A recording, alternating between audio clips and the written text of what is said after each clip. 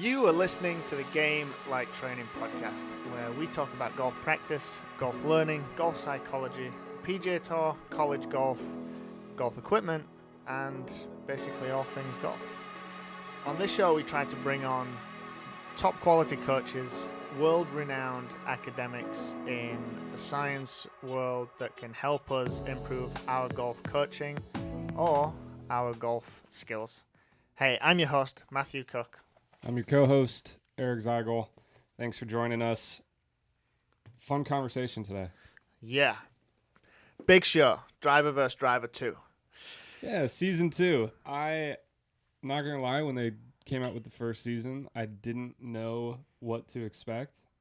Yes. And then, unfortunately, with the way the last season ended, with the driver that won the challenge coming out and being a non-conforming driver by USGA and RNA standards. Wah, wah. Yeah, that was an epic fail. Yeah, so there was a bit of a letdown there, but, props to them for keeping the show alive and doing a season 2, and I think they've added some nice additions to it and threw in a few new kind of plot twists. So yeah, I think the concept is amazing. It's what the golf world needs. I mean, how many things like this go on in golf? Not many. Like, I remember the big break.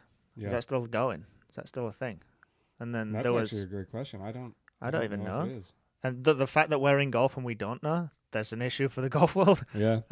Shot makers earlier on, like, all right, it was that was pretty lame. Yeah, I don't know about that one. but at least like the concept of trying to make golf more fun, make it on, put it on TV, get it in people's faces a little bit more. I think then Wilson following the same model, but doing it, I would say, out of everybody, probably doing it right or the right way, or doing it a better way at least. I think it's an interesting concept to bring in a room of, 14 people, I think is what it is. And they are trying to basically, and some of them aren't even golfers. No. Some are just in college. Engineers or just, some of them kind of, I know I was listening to one, it was either first or second episode, but one of the guys was just taking lessons and paired up with the guy that he was taking lessons with. And they decided to make a driver. Yeah. So they're, so Wilson's giving you that opportunity to win grand prize of $250,000 and obviously get your driver out into the market. So it's cool. It's cool. And it brings a lot of people into it because people don't necessarily understand a lot of the technology that's gone into clubs. No, I think there's a misconception there. Yeah, for sure. And the advances in technology over the last 10 years is pretty ridiculous when it comes to equipment. So, and now they're getting to that point where it's, very fine lines as far as staying within the guidelines of the USGA and RNA. So, like, what else can you do? Yeah, how much thinner can a face get? Yeah, how much hotter can it get? Like, where else can you move the center of gravity? Like, yeah, there's very few things that they can. Well, it seems as if there's fewer things they can do now. Yeah, so you're having to get super creative. But I think it is cool too. In the third episode, they brought in the Wilson staff, PGA Tour pros and European Tour pros. Yes. To hit the drivers, they got a lot of feedback from them. They were hitting the shots, they were analyzing it in slow or high frame per second, slow motion. And I think one of the drivers actually exploded. So they're looking at it from a lot of different angles, as well as getting kind of feedback from those players as far as how it felt, how it looked, all those kind of things. Do you remember some of the feedback? I mean, I didn't catch that one. Yeah, I know there were a couple people who enjoyed it. They liked the sound, they liked the feel. I think the look for a lot of them was a little different. More, because some of the ones I saw, the conceptual designs that they came out with, I was like, that is so ugly. Yeah, I know. I saw that. There's a couple. I think there's 3 left right now. Yeah. Maybe 3 drivers left. And yeah, I think one of them I think is. Well, I'll link up the names in the article and podcast after this. But there's one of them that I think is butt ugly, and then there's another one that's all right, and then the third one, in my opinion, looks in some respect a little more traditional, so I think I could get past it and use it. But that's always the thing with these, isn't it? Yeah. These are not golfers, so they're probably going to come out with some pretty funky shapes and designs.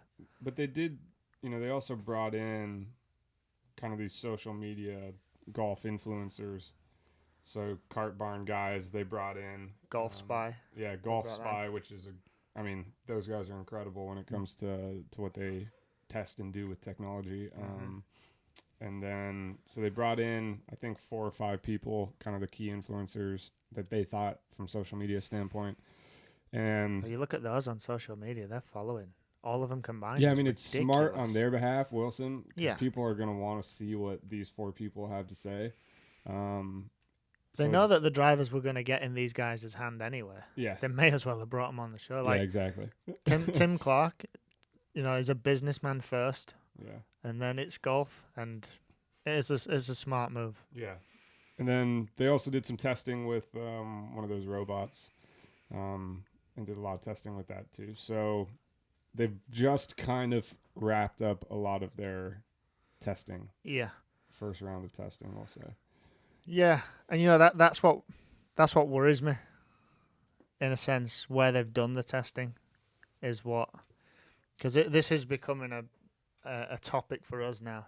More recently, testing and equipment, context, fitting. Yeah, it's becoming a thing for us, because these tests they've all been done on a range. So, I'm concerned that these drivers aren't being put into situations, aren't being put into what Eric just been saying, context. Then they're not, and so that's what worries me. Everyone's hitting these things on a flat, perfect lie out into a field. Yeah, I think, to be fair, I'm gonna come at you from a slightly different angle here. Well, not really. Yeah, okay, we'll call it different angle. So, in the initial testing. Yeah. Right. Which is kind of what they just did. To me, it's, okay, does this club even do something? Like, does it work? Yes. Right? Agree. And so in that instance, you're trying to see what sort of ball speed does it produce? What's the smash factor? Is it able to sustain these Tour Pros club speeds? Some of them were, some of them weren't. Yep. And then some of that kind of feedback on the look, the feel, the sound, that kind of stuff. So to me, the first round of testing was purely like, is this concept, is this design something that can actually be played with? No, I agree. And for the purposes of that, I think it's necessary. You have to. Is it going to explode? You basically. It's like when a car manufacturer makes a car. Yeah, you don't go straight out onto the racetrack. No. Like, there are tests to see if it can withstand some things, and there's like a checklist sort of thing, isn't there? Yeah. And I agree. Like, this round of testing is ideal for that. Yeah. But I think you'd add such another cool element to the show and to testing if from now you got a few different category level golfers. Wilson's got a few tour players, so you bring a couple of them back. You get a couple of mini tour guys, you get a couple of amateurs, and you just get a couple of regular golfers. I mean, they can round these golfers up in no time. And you put them on a course in, pick a guy that's over in California, pick a guy that's on the East Coast, the West Coast, hand them a couple of drivers, and they play around the golf, and you capture some of it on camera, and you start to get some data on tests in context. Yeah. And I think that would add a really cool element to the show, and it's a necessary step in testing. Mm-hmm. So explain to everybody why. Why? I'm teeing you up for that. Well, simple. You're not these guys who this driver's marketed for. They're not the people that are going to be buying this driver. Are the people that are going to be playing at a golf course in different parts of the country, and are never going to have that shot that they're testing in. Yeah. So it makes no sense to only base everything off of that test. Yeah. There's no sense. Oh, But simply give the drivers to real golfers which they have been doing, but now you've got halfway there. Now tell them, put them golfers with the golf club in the environment that they're going to play in, and simply capture real stats, real data. Take a launch monitor. Wilson can afford to put a launch monitor out there. That's no issue. Put a launch monitor on every tee shot. Hit both drivers, or if there's 3 drivers left, hit a driver with the first 3 holes you hit this driver. The next 3 holes you hit this driver. Depending on the skill level, or if it's a real beginner, then they can hit all 3 drivers on the same hole because they don't have the ability to adapt that quickly. So, you're going to find they'll feel and find relatively quickly which one they prefer. I think that's a big point that you just said, and I want to make sure we don't skip over that. They're not going to adapt as quickly. So them doing these tests with the tour pros, right? You don't know how much of those numbers, as far as we'll say probably launch, so delivery of club, when it comes to optimizing ball flight, these guys are able to adjust to such a degree that after they hit this, they might hit the first 2 and it comes out like low, and they'll make, whether they're consciously doing it or not, they're going to find a way to get that ball to launch to something that more meets their eye. For sure. So one of their tour players, they should take this driver and hit it on this hole, and then they might not hit if it would be a driver on the next hole, then they wouldn't use that same club because they'll adapt to it very quickly. So they might not hit that driver again for another 4 holes, 5 holes, depending on what course they're at, which could be X amount of time, which all of a sudden you've added there's such a big space there. We talk about the spacing effect. There's such a big space that it's very unlikely that they're going to adapt to the degree that it would cancel out all of the information that would be relevant to determining whether the club's a good club or not a good club or the right club. Whereas a beginner, they could have this one driver for the front 9. Yeah, because I think that's fine. Yeah, because I think with the tour pro, when they're on the range, by that 3rd ball, if they hit 5 balls, the 3rd, 4th, 5th are going to be pretty close to what they'd want to see. Yes.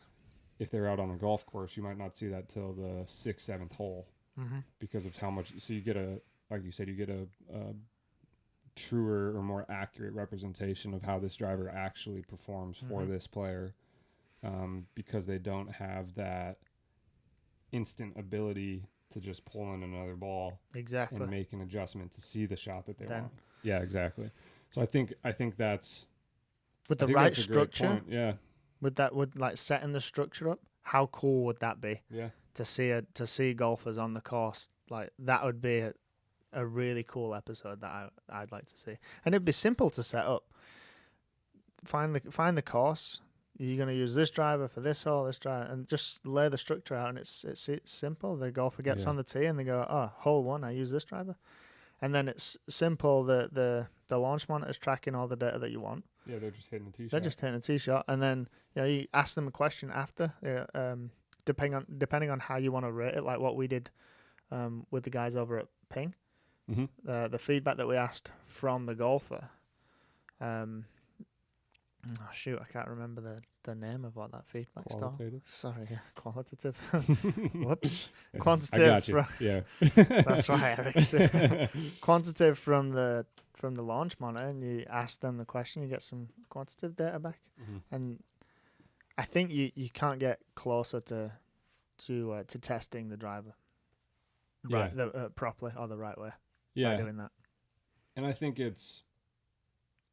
we're kind of in that weird space right now where, they're trying to test just to see if it works.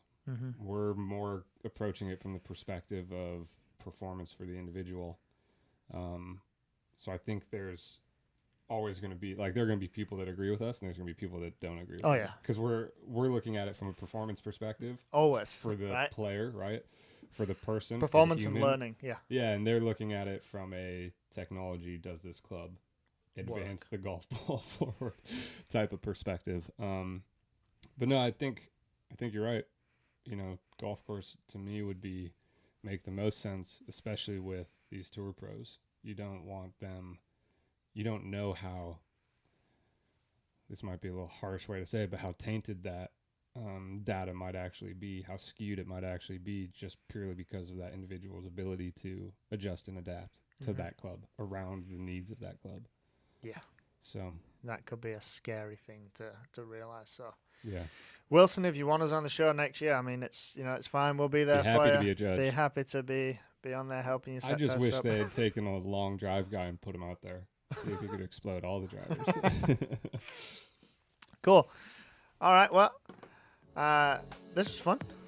Always having little brief conversations about things like this. Yeah, I mean, these are conversations we have in the office anyways, behind the scenes. Yeah.